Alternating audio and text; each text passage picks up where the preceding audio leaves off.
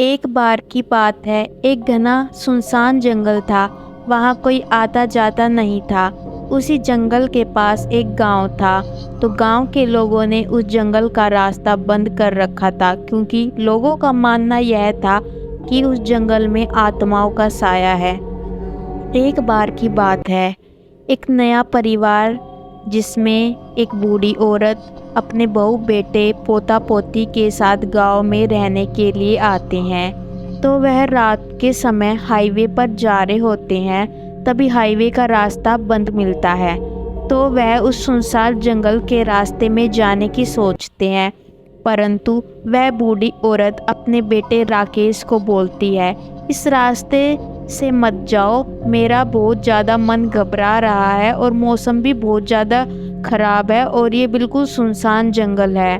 जब भी उसका राकेश बेटा बोलता है, कुछ नहीं होगा अम्मा, तुम फालतू में चिंता कर रही हो, हम इस रास्ते में जल्दी पहुंच जाएंगे। उसके बाद राकेश अपनी कार घुमा लेता है और जंगल के रास्ते से ले जाता है।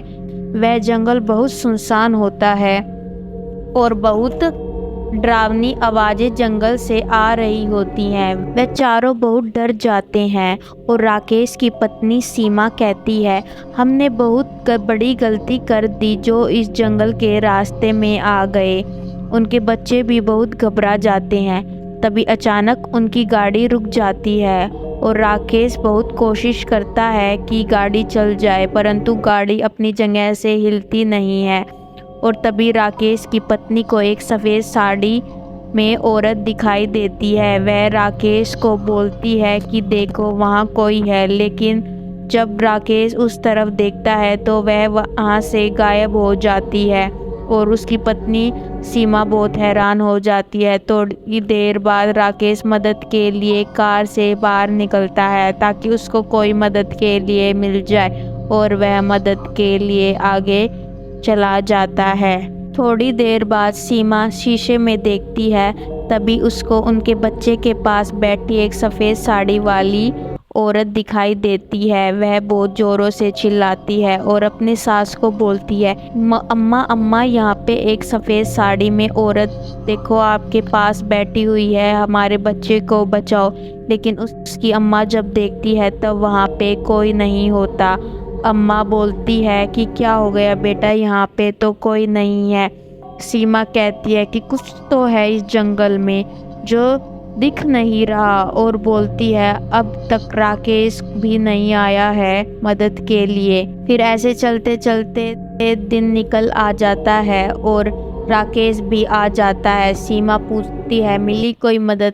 राकेश बोलता है दूर दूर तक कोई नहीं है और गाड़ी में बैठ जाता है। फिर गाड़ी अपने आप स्टार्ट हो जाती है। राकेश बोलता है रात तो यह बिल्कुल ख़राब हो चुकी थी और अब दिन निकलते ही अपने आप स्टार्ट हो गई, ये कैसा जादू है?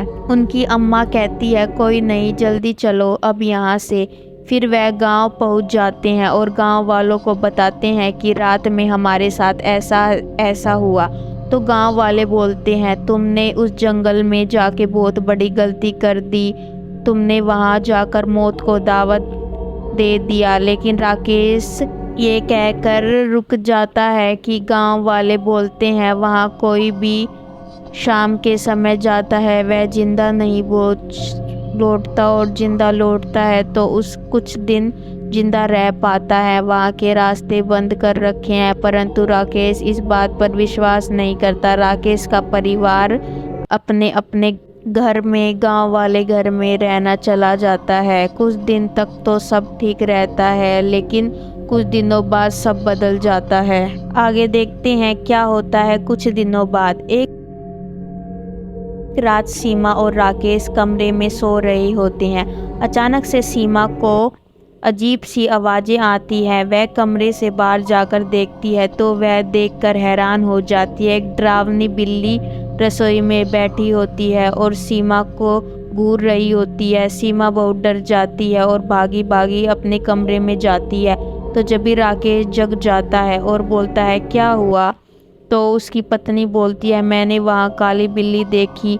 लेकिन राकेश उसके पास बात को नज़रअंदाज कर देता है और बोलता है तुम्हारी तबीयत ठीक नहीं है, तुम सो जाओ। लेकिन आप समझ रहे हैं वैसा नहीं था। सीमा के अंदर से एक बुरी आत्मा का प्रवेश कर लिया था और वह अजीब अजीब हरकत करने लगी थी। एक दिन सीमा की सास ने सीमा को एक कुत्ता मार के खाते हुए देख लिया और वह बहुत डर गई और उसको कुछ दिनों से सीमा की हरकतें भी अजीब अजीब लग रही थी। तो यह बात वो अपने बेटे राकेश को बताती है, लेकिन राकेश उनकी बातों पर विश्वास नहीं करता। तभी पीछे कमरे में खड़ी सीमा सब कुछ सुन लेती है। रात के समय जब सीमा की सास अपने कमरे में सो रही होती है, तभी गेट खुड़खुड़ाने की आवाज़ आती है। तो वह टाइम देखती है तो 12 बज रही होती हैं। वह सोचती है इतनी रात को कौन होगा। जब वह गेट खोलती है तो सीमा खड़ी मिलती है। वह बहुत घबरा जाती है सीमा को देखकर और सीमा अंदर आकर गेट बंद कर लेती है। उसकी सास चिल्लाती है, लेकिन सीमा उसका मुंह बंद कर देती है और अपनी चुड़ैल रूप में आ जाती है और बेरहमी से अपनी सास को मार देती है। अगले दिन सब राकेश पूछता है सीमा की अम्मा कहाँ है।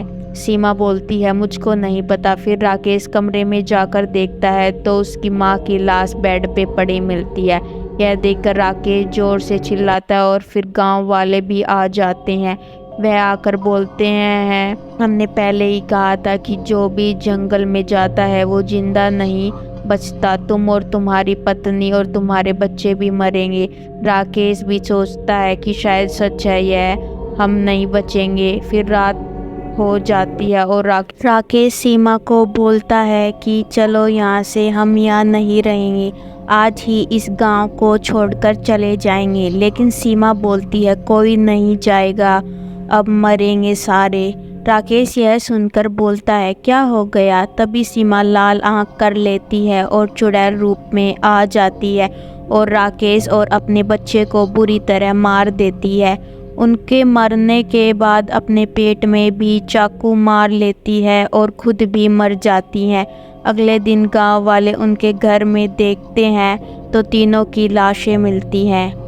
आज भी यह रहस्य है कि उस जंगल में ऐसा क्या है जिस कारण जो भी वहां जाता है वह जिंदा नहीं बचता, और जिंदा बचता भी है तो बस कुछ दिनों उसके बाद वह मर जाता है। धन्यवाद।